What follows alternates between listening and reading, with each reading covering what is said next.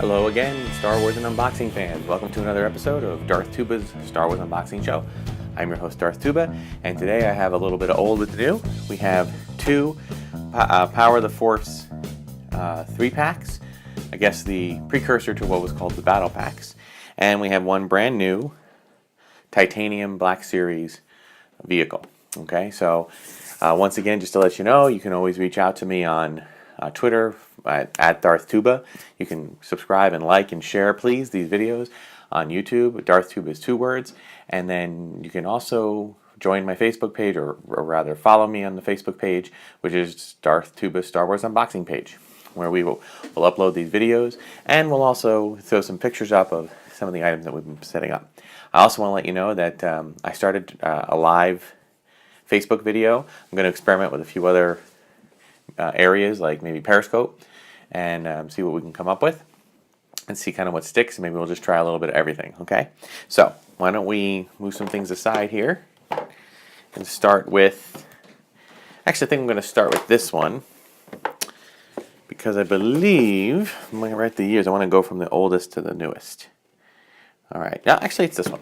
Okay, this is the oldest. This is actually a 20-year-old toy. Okay, it came out in 1997, so 20 years ago. It's hard to believe. Somebody pointed out that the Star Wars, I guess you could say, Renaissance, you know, after the dark times in the mid 80s, the amount of time it was between the time that the newer toys started coming out, from when the toys were first came out in the 70s, that amount of time, we have now surpassed that, and by many years from the time that those toys have started coming out and have been coming out every year, whether we had a movie or not, since 1994. Think about that. 1994 is when we first started seeing some new toys, and is now 2017. That's 23 years. Okay, consider the fact that toys originally came out in 1978, and they went until about 1986 or so. So that's about 8 years. Okay, that's almost 3 times the amount of years. So, they say no time like the present to be a Star Wars fan. But anyway, this is 1997. It's the Death Star Escape. It is a Han Solo, Luke Skywalker, and Chewbacca figure. Okay, and it is basically a 3-pack. I think most of these figures were probably available in one incarnation or another individually. The box itself, I will say this, of all the toys that I've collected, the battle packs and the display pieces are the most, I should say, hard, I figured you could say, to unbox. And I think part of the reason for that is just that they're displayed so well. And you got a cool little backdrop, you've got a nice little base, and you got the 3 figures kind of in an action pose. I mean, they're set up in their own little mini diorama, and it's really cool.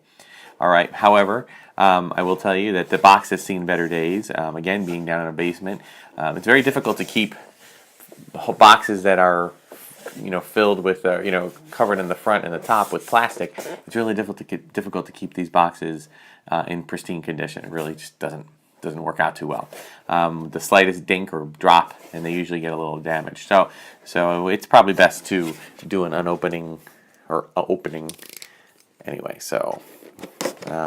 Also has some cool box photo on the back.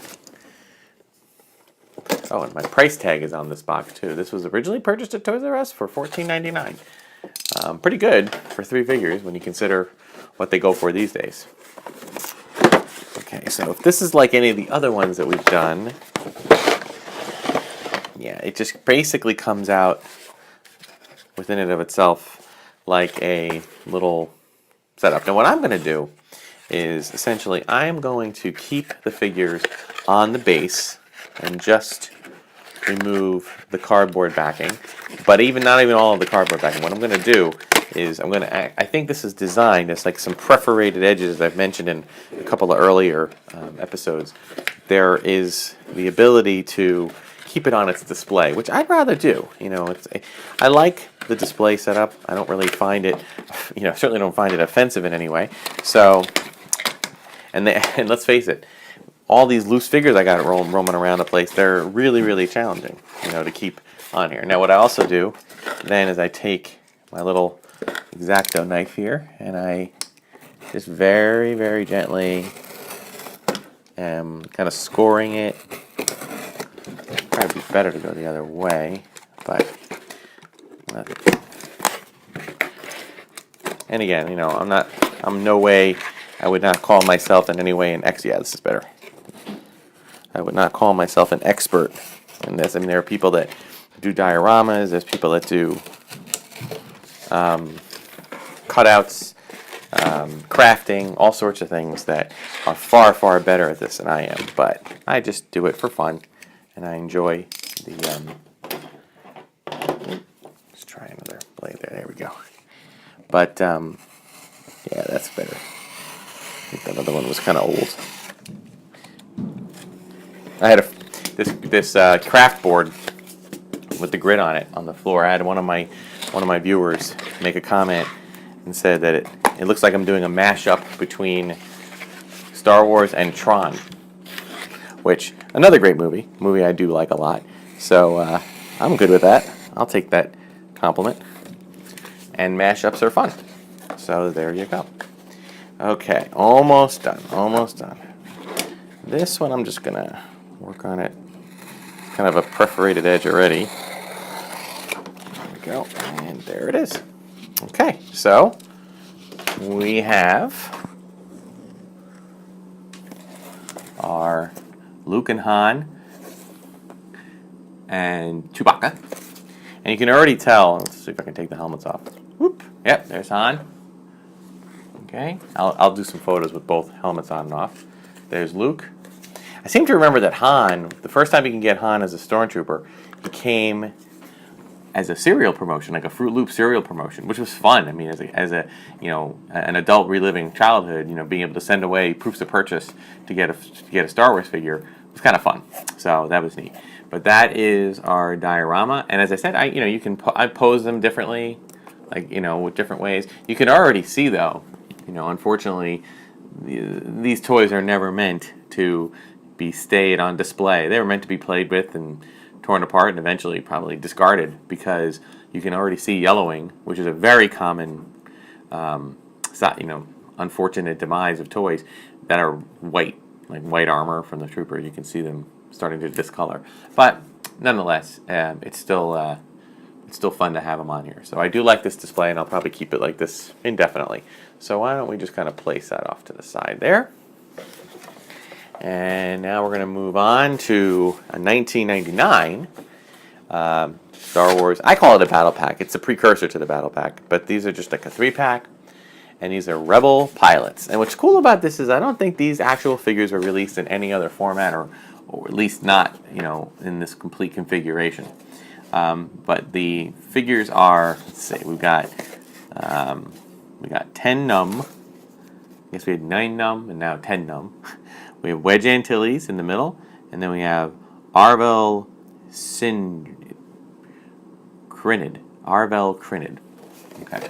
I am not an expanded universe follower, although, like I said, I've said in the past, I've read a few of the books, I've read a couple of comics, I've played some of the video games, you know. But my true and number one love is the movies, all the movies, and a close second would be the Clone Wars and Rebels TV shows.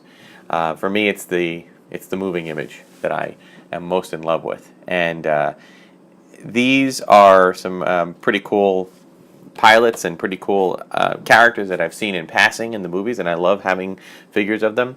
But when they name them, a lot of times these names come from books or comics or video games or other media that I just haven't been aware of. So it's hard for me to keep track of every single thing. You know, I'm as much as I love, as I've always said, I'm not a prequel hater, but I do long for the old days where the characters that were aliens had names like Walrus Man and Hammerhead and things like that, and only had names if they were given names in the movie. But still, it's cool to create a universe with everything. So this one has a really cool thing on the back though, and I'm going to actually cut out. I won't do this on camera, but this has a little like file card, which I like. It has a little bit of information, and it also shows a few pictures. And another thing that it does, and this is something that it's kind of hard to make out. I'll take a photo of it at the end. But in 1999, a lot of the figures, you know, kind of gearing up for the Phantom Menace, they would put this like two-part card together where they showed something from the original trilogy and then something that was similar to the original trilogy that existed in the new prequel movie. So in this case, there's a scene with some Rebel pilots. Then they go over to the Naboo pilots to kind of show that. I don't know how successful that was from a marketing standpoint, but I thought it was kind of cool, and it really got me excited for the movie. So, all right. So this one is pretty much the same setup as the first one. And it's funny, like as much as they used to have 3-packs back in the vintage days, but those 3-packs were just simply 3 figures, in a box, and you could with a little window with a colorful background. That was it, which was kind of nice, but it was also kind of weird because it didn't really have, there wasn't much to it. And ironically, those figures, if you still have those 3-packs, they are worth. Well, you really could put children through college for how much they're worth. Yet they're not as nice to look at as what these 3-packs came out as. All right, so again, we got some nice twist ties in the back. And 1, 2, 3. All right. See if I can get this thing out. This is kind of a, whoops. Ooh, I made a boo-boo. That's all right. I think I also was starting to undo the thing, but that's all right, because I can set this card up. Yeah, this one was not part of the card. So this one we're going to have to be a little more creative with how we set up the backdrop. But that's okay. All right. Oh, actually, maybe not. This looks like they kind of planned that. And again, to one of my favorite podcasts, Skywalking Through Neverland. My sincere apologies to Richard, one of the hosts of that show, because he hates the fact that I unbox. Well, I don't know if he hates it, but he certainly wouldn't do it himself. So I am sorry, but a person's got to do what a person's got to do, and I want to see these toys out and about. Maybe it's because of that movie Toy Story 2, where Woody was going to get sold to some Japanese museum, and he was going to be stuck in boxes his whole life, for all eternity. It's kind of scary to think that. The toy should be able to be free to breathe. Okay, now these guys have a back, and then they have a little base for it. Okay, and there's still some foot ties in the bottom. But there you go. Got your 3 pilots. I like the 10 num. Never really saw it, but apparently it was in a blink and you miss it shot in Return of the Jedi. So it was cool. All right. So there is our second 3-pack. Okay. I have a few more of those that I'll open in our next couple of episodes. And lastly, we have our Black Series number 31 Imperial Cargo Shuttle. SW0608. Now, I wondered about that. I did hear that in the movie Rogue One, where I guess it was Bodhi Rook was getting ready to take off with this. It's the one they stole, and he was saying this, SW, or when they're going to the Shield Gate, they said SW0608. I'm guessing that the SW stands for Star Wars or something else. I don't know. Maybe people have more privy information. The 0608. I'm not 100% sure what that means. But I'm sure every number has a significance, so I'm sure it's out there somewhere. All right, so again, I've mentioned earlier, I'm not a big fan of the Black Series packaging. I am looking forward to the day where they ultimately decide to do away with it and start something else. Kind of going this way just because I would rather do that than... Cool. Yeah, this is a cool ship. I when it comes to the titanium, I'm not rebuying any of the new titaniums that are same as older ships, things that I've already had, because I'm pretty sure that if they're not exact copies, they're probably close repaints, whatnot. But this one, I don't know. This one, they don't have it as any other type of, it's not available in any other way except maybe in a Lego set, and I haven't decided yet if I'm going to go full out Lego. I have started making some small Lego purchases, but I haven't yet decided if I'm going to go all the way, as they say, and try to get as many Legos as possible, just because of the expense of it, for one thing. But also, it's just a lot. So these guys have some landing gear, and I'm working really hard here to try to open, because I'm going to display this in a landing gear setting. There we go. And it looks like the wings do come down. Okay. And then just fold up. This is the actual, this is Rogue One.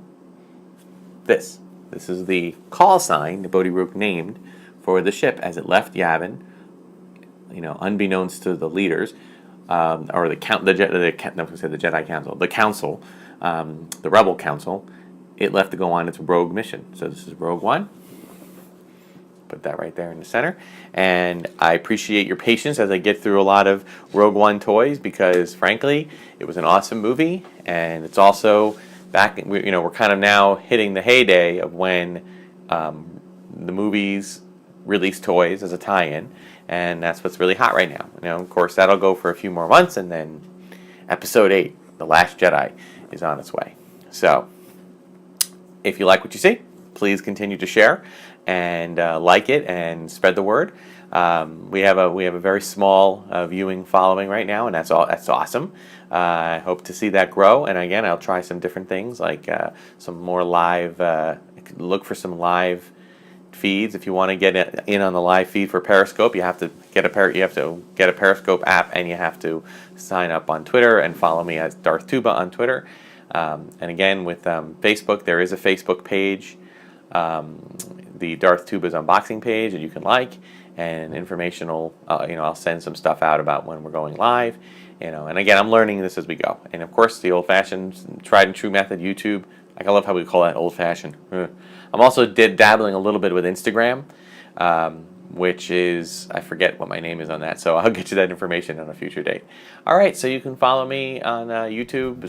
Just subscribe to Darthtuba, 2 words, and email me darthtuba77@gmail.com. And if you have any suggestions, some thoughts, some ideas for unboxings, let me know. So once again, thank you very much, and may the Force be with you.